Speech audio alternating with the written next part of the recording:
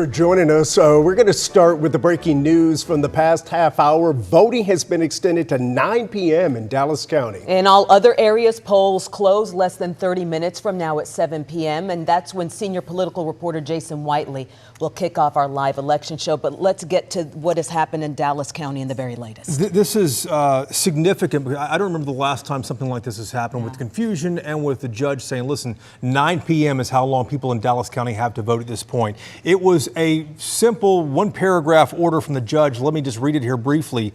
Cardall Coleman is the Dallas County Democratic Party chairman. The judge said after reviewing the petition, the judge finds that there has been mass confusion as to where voters were entitled to cast their ballots on Election Day, and voter confusion so severe the Dallas County Elections website crashed. To ensure that voters are allowed to cast their ballots, Dallas County locations are to be kept open until 7 p.m. tonight. This is for Republicans and for Democrats. Will have that extra time to vote. At the end of the day, the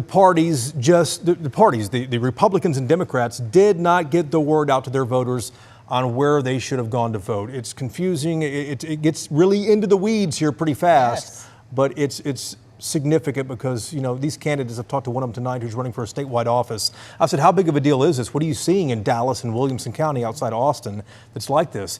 He said that almost 40% of his vote is not there, according to exit polling, people coming out of the polls.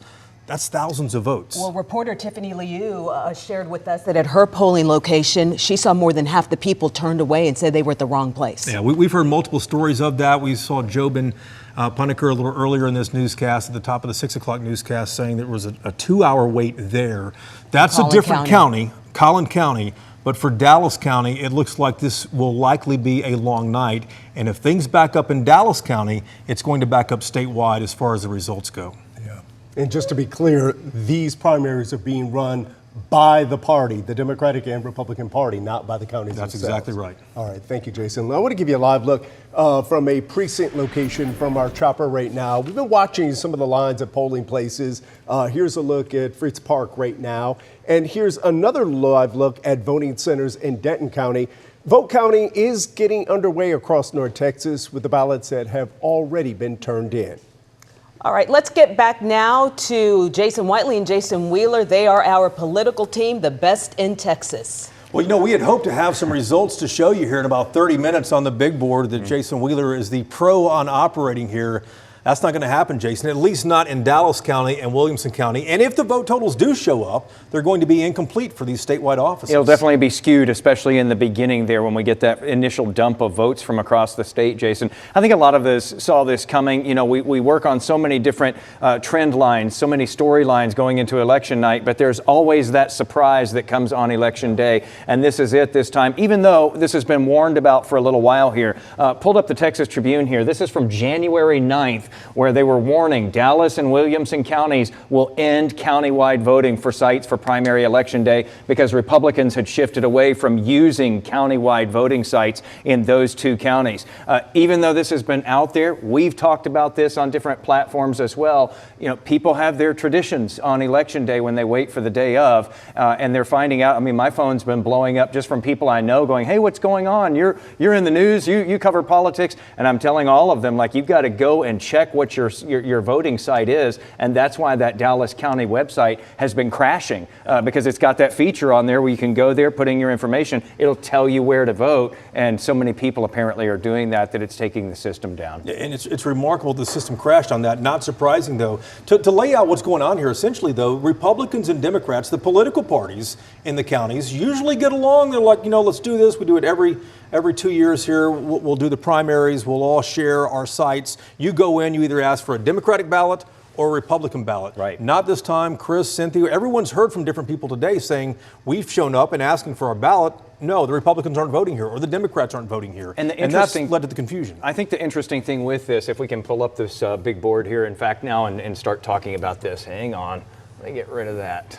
Hold on. I said he was the expert here, guys. I'm not supposed to show that. I said he was the expert. But still, the numbers here are going to be the things to watch. And like Jason said, at the top of the 7 o'clock hour, we're not going to have the full picture when that early vote comes in like we normally do. Right, so let's talk about that here just a little bit because this is particularly a thing on the Democratic side, and Democrats are saying basically the vote is being suppressed here if we don't keep these polls open later because a lot of people aren't going to be able to cast their ballots. Here's why it's particularly important for the Democratic side, perhaps, because you've got Jasmine Crockett, who is the congresswoman in the Dallas area. So Dallas County is, a potentially very vote-rich place for her, and just think about that. If a lot of people are showing up to the wrong places and not able to cast their ballots, that might be costing her. It could also cost her opponents. But James Tallarico, the state rep from down in the Austin area, Williamson County is just north of Travis County, and so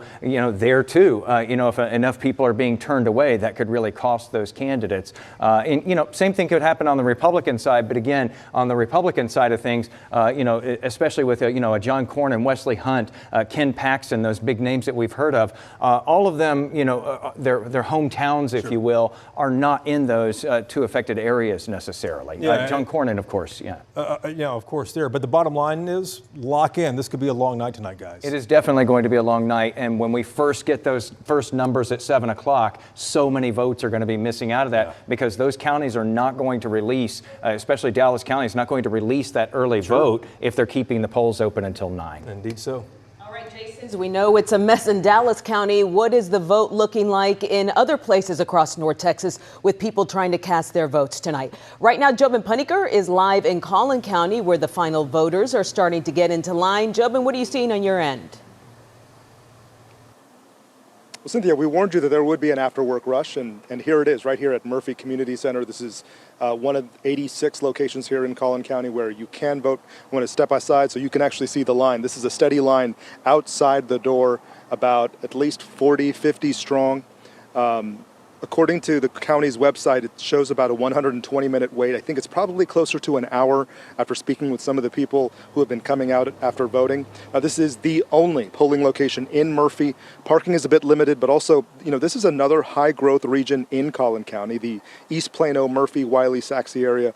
There were some minor hiccups with poll workers getting acquainted this morning with the process. Elections Administrator Caleb Bro says that was ironed out very quickly. No voters were turned away this morning. Now, Collin County could be looking to break some records for primary turnout. Back in 2024, for a presidential primary, the turnout in Collin County was about 17% of registered voters. We're told Collin County is trending toward 22 to 25% for this election. A number of sources tell us this election cycle has some extra juice to it. For Collin County, this will be the first primary since the move to hand-marked paper ballots. If our trend continues throughout the day, I think we'll see somewhere between a 22 to 25% turnout overall for this entire election. To actually be a little closer to 50, we believe. So between 48, 45, and 50,000 will vote today.